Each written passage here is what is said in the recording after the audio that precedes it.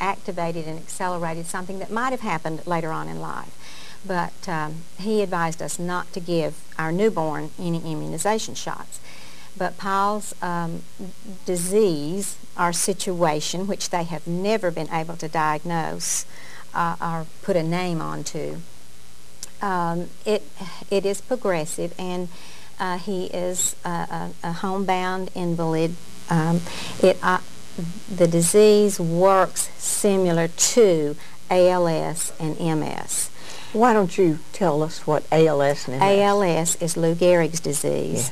Yes. Don't ask me to pronounce the scientific words because I would make a mess of it. But and MS is multiple sclerosis. So it's just a progressive neuromuscular degenerative disease. And Paul's was very quick. He was on crutches within a year, and so his entire 12 years he was a disabled child, but he was in 12 years of school. Yeah, 12 years of school. Because he did graduate from high school. Bright young man. Bright young man, very bright young man. Now you have to turn him every 2 hours. Well, we do take care of him, just as any homebound patient has to be taken care of. Paul did, neither one of my boys ever had to be in special classes. They were able to be, because of their intelligence, and because this does not affect the brain as far as the level of intelligence, cognitive intelligence, they were able to be in the normal, regular classroom situation.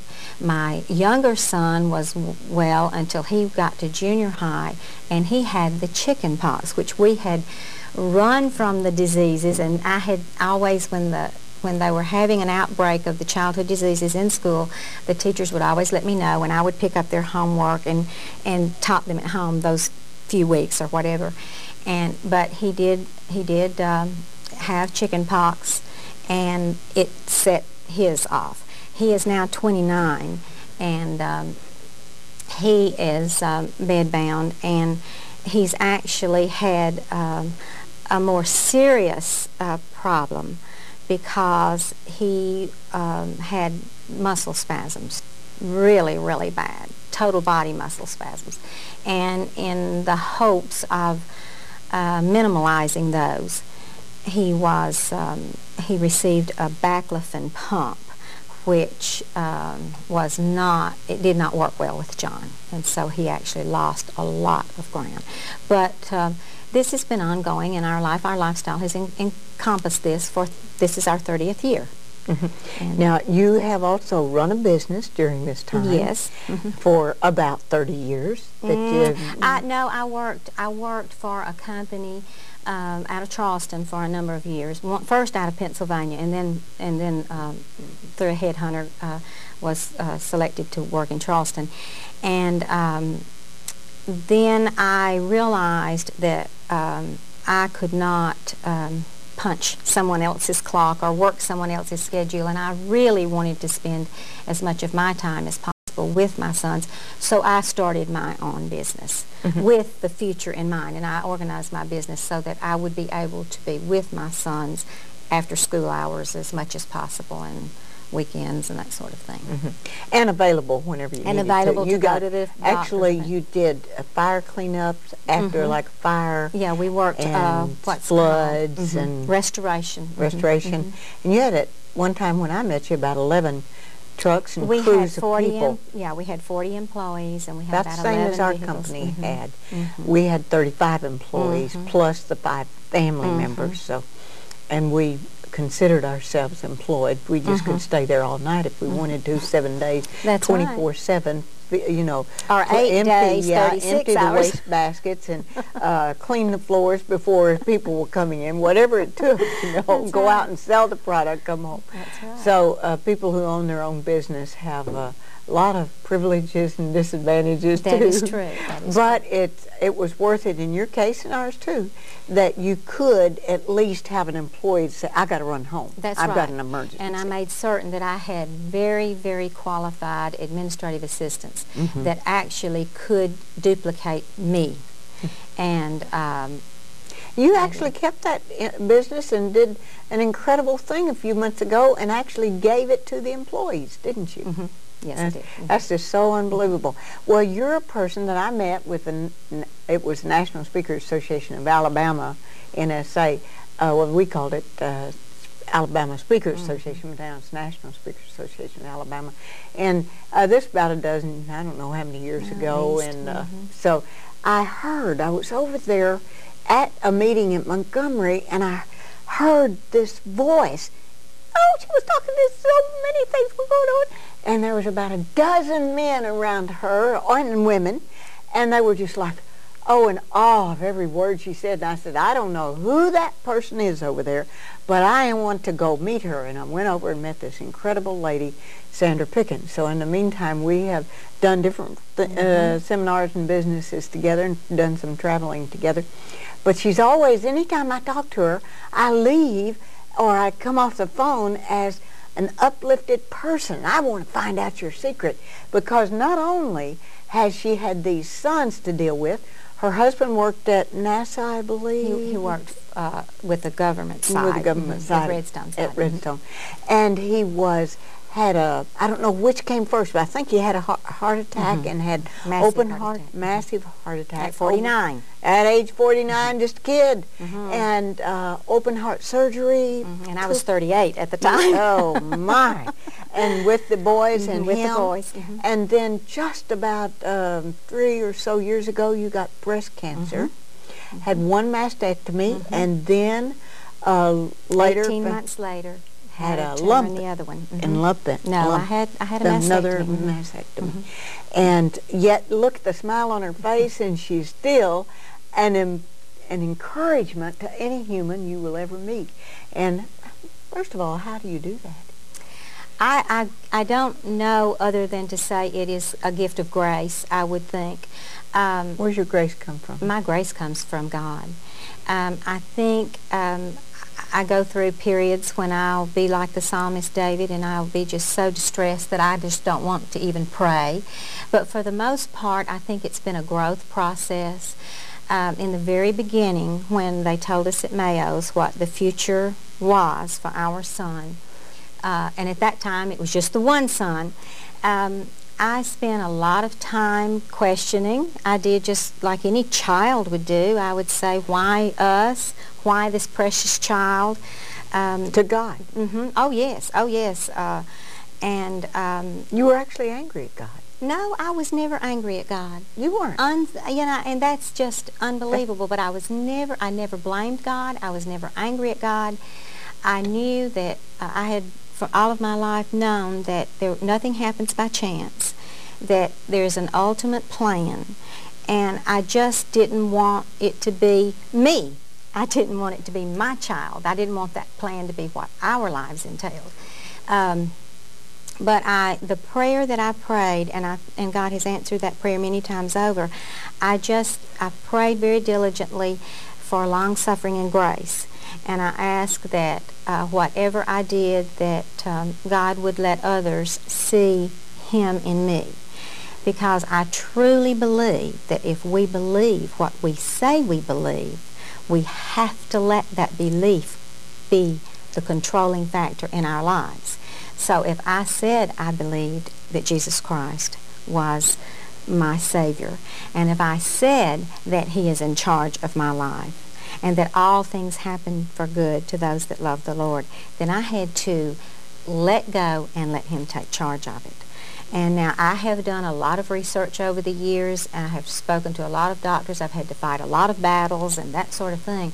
But that it's the grace and the long suffering that He has given me. And I also look at things as there's two choices. You have two choices. You can either find the humor in the situations. You can make the best out of each and every day, or you can be miserable and make everyone around you miserable. And since Jesus promises peace and joy, obviously I couldn't choose miserable. Well, I was told at one time when I was going through some things that I brightened up the room when I walked out. That gives you a hint.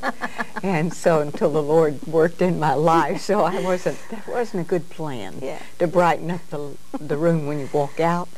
So I want to learn to brighten up the room when I walk in. When you walk in. And that's what I've learned a lot from you. Well, I appreciate God. that. I don't think I brighten up the room when I walk in, but I do. My faith is very simple, and my life is very simple. And you know, now I did shake my fist like Scarlett O'Hara when I learned that John, my younger son, had to go through the same ordeal. And I asked, again, I'm ashamed to admit it, but I said, oh, now, God, you didn't ask Mary to give up but one. Why are you taking both of mine and doing this havoc with them? But through it all, he did not punish me for questioning him like the small little girl that I was. He just has been such a source of strength and a source of growth. And I'm very blessed. I have had a wonderful life. I'm now, very blessed. You and Bob have not considered what some do, suicide and divorce, and because a lot of families, when there is, I used to be on the board of the multiple sclerosis. Help them, but I can't say the word too well. But I observe that a lot of times people will, the men especially it seemed, would walk away and just, I'm out of here. I didn't ask for this when I married you, and I'm not staying. But sometimes it's the woman who walks away too, and just put their children in some kind of nursing home or something, and they're out of there, or you know, some kind of home. Now, for you, what are some of the challenges you've met in dealing with doctors and nurses? And did you ever consider going back to sue the people that gave your children the shots? No. My energies, well, number one, the Bible says that you're not supposed to sue.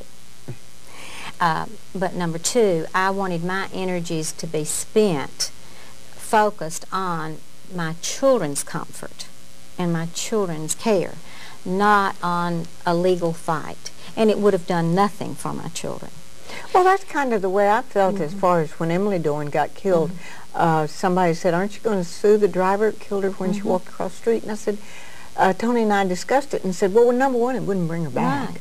Number two, I couldn't use any money that and I didn't want to spend my energy and time like that. So I do understand that. But you did have a lot of situations when you could have said, now wait a minute, you're not doing my child right. Well, and we've gone through the last 2 years with this situation with the baclofen pump. We've gone through a lot of that. I think... Is that supposed to pump like painkiller in your system? Yes, it does. I've known of people that really worked well. Yes, they do work well with some people. The thing that made it not work as well with my son as it should have was that before that pump is installed, all the systems in the body need to be working well. And for whatever reasons and mistakes and oversights, John had a neurogenic bladder that was not discovered until the pump was installed and did not do its job. Then they decided to start looking for what was causing the spasms and the pain and all of the problems. And they found this neurogenic bladder plus. Which means what? It means that the bladder does not open and close properly, it doesn't empty properly, and because it had been overlooked by the neurologist and the people that we were looking after him medically, it had caused what's called nephritis, which is an enlarged kidney. And they told me that was irreversible. But that was probably, in fact, the neurologist said, well, I guess we just weren't thorough enough. And it was very hard to not be real ugly at that point, but it served no purpose. And I just hope that they learned from it and did not follow through and do something similar to some other patient. But I think the most difficult thing throughout the years has been in dealing with the medical professionals has been the fact that you can sense that oftentimes they believe the mother to be a mother, me included, who would not deal with reality, when in fact I have been dealing with reality since Paul was 7 years old.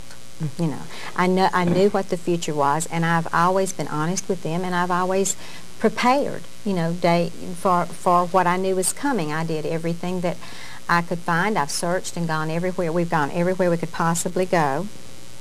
And because I knew that one day, if I outlived them, which has been my prayer, that I could outlive them, and stood by their grave, I had to, for my own emotional well-being, be able to say, I did everything that was humanly possible.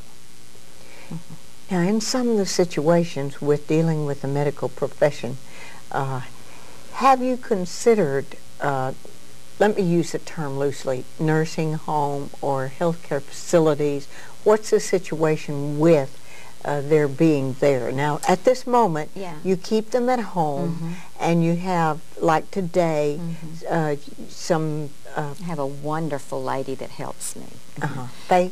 Faye, and we have had her now.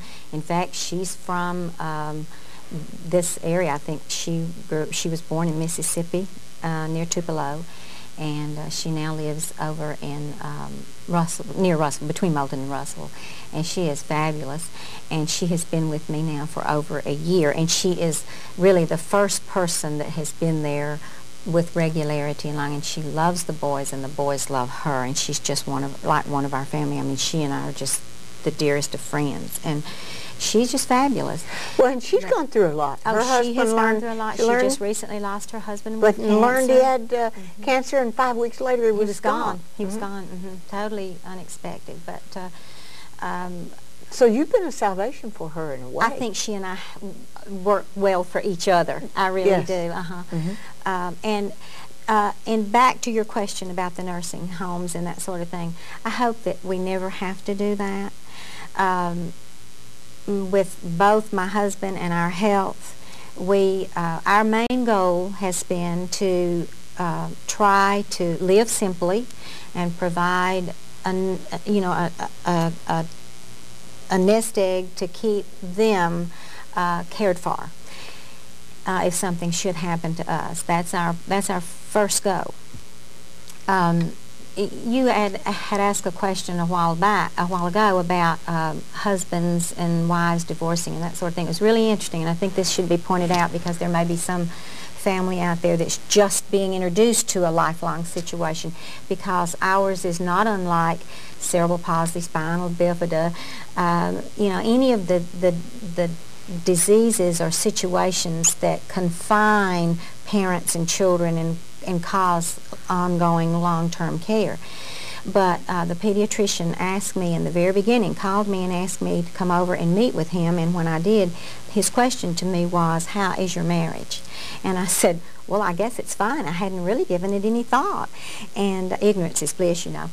And he said, well, at that time, and that was in '73, he said that 85% of husbands left the marriage situation when there was a child like Paul involved, and here we are with 2.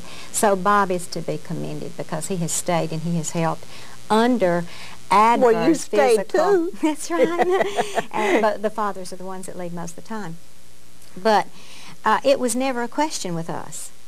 In fact, we're not like any other couple. We, of course, have gone through some tumultuous times, and at one point, we were, we said, well, we're not getting along, let's just leave or something like that. And I looked at Bob and said, that's sort of dumb, because I'm going to be with the children every day. You're going to be with the children every day. So if we're going to be with the children every day together, why pay 2 rents, 2 utility bills? And just stay right here. Just stay right here together. So you've been through the most unbelievable things. Your mom was putting a nursing home, and you were totally responsible in the sense that your one daughter was in the military or with somebody gone. One sister, and the other one was lived away from home. Did not make regular trips home. You had to take care of her. And I would not have put Mother in the nursing home had it not been that my young son John was so ill that I could not handle anymore. And so we had to... Well, we want to talk about John and how in the situation where you have 2 children and one knows that this is my future, seeing his older brother that's 5 or 6 years older than, let's see, 6 years older. And how he has dealt with it, how you would encourage people to deal with this. And I know that at one time you owned a company that had, I'm going to call them Alzheimer's daycare. That's basically what it was. And you've had different kinds of businesses that you've run, and buildings that you've owned that had churches in them, and had other has church in it. So we do want to come back and talk about that, but mainly just to touch on this, because I'd like to go into this more in detail at a later program, or maybe even following this program, is the fact that how do you keep from atrophying with cabin fever 24/7? If you're going to have your children, your husband, I remember when my daddy retired from farming, and you're still running around, he would follow Mother from room to room. She would just say, she got him a job taking elderly people to the doctor through some kind of group, just to keep him doing something. So, did you need to find a job for Bob? Oh, listen, when he retired, with him being not well, and then with both of the boys being there, there's one thing I did not realize, and I'm not sure young mothers realize this. I did not realize how important it is for a woman to be in her house alone, by herself, with all quiet, just her own house, for moments at a time, until after I had everybody at home and no longer had that wonderful privilege. But yes, that was an adjustment period. I've gone through basically all of life's adjustments. You believe you've gone through, because you had another situation. I hope we touch on it. We get to do another program, and that's your sister, who moved here's only child, died in his sleep, and they was ready for all of this wonderful togetherness we're going to have. But yet I've been to your mom's funeral, was like a family reunion, and your billionaire nephew that's been... No, he's my first cousin. First cousin. He's my first cousin. I knew that. Yes, you knew that. I knew that. Hey, step neighbor-in-law, relative. Acts just like the rest of I us. know it. I married him a minute if his wife and my husband let him. He's just one of those sweetest guys, even though he's young enough to be my son. And very handsome. But he is very handsome. So he has been a great asset to this family too, and it has come about, but I got to find out a little bit more. So if you'll watch the next program that you have an opportunity to, you'll get to find out a little bit more. But I want to know what she did to keep her mind from going atrophy or going buggy, or whatever word you want to use, where you can stay and have a company called A Pleasant Place. You'll get to hear about that, and also about something exciting that she's done that you can do too if you're homebound, perhaps. Because she had that 1 degree, or maybe 2 degrees. No, I just had one. You just had one degree, and was working now, doing her own research, but now she's getting her doctorate. And so we're going to hear about how that's happening, and how that you too can do something if you happen to have the situation that's going to happen. Well, I want to tell you that we have some books and tapes that you can purchase. One of them is called Emily, and it's about my daughter who was killed, and some songs that she sang on television. And these are some that you can have, and also her book called Emily, about how to deal with death and dying, but also the joy that comes when a person like my incredible daughter passes through your life. You find that after a while, after you get over the shock and some of the things you go through, the 5 steps, that you just think, isn't it wonderful that I had the opportunity to have this person in my life? And that's the way I feel about Sandra Pickens. It is so incredible to have this person in my life as my friend, my very sweet, precious sister that we're going to spend eternity together, and you'll learn how in just a moment. If you want to join us for the program that follows, or if you're going off the air, then we want to encourage you. We do have a toll-free number where you can find out more. You can order these tapes, for a donation of $10 or more, maybe it's 20. Any donation, I'll make up the difference if it's more than $10, to go to TV23 and to go for Michael and Kimberly Lee's ministry, the television ministry, and all the things that they do. I'm Bonnie Libhart, and along with Sandra Pickens, bless your heart for watching.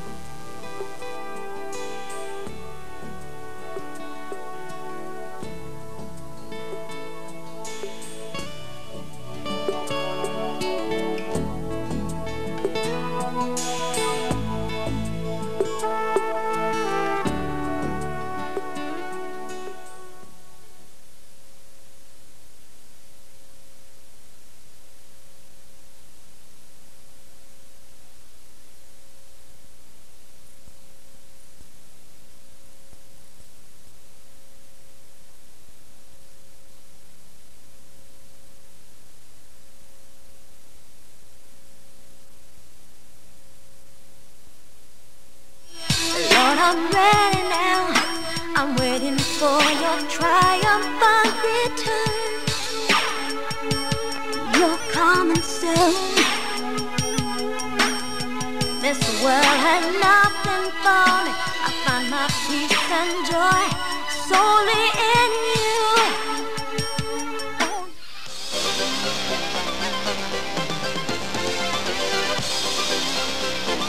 Welcome to Vision Plus, a program featuring a positive outlook, dealing with everyday situations of marriage, children, and business with challenges and opportunities.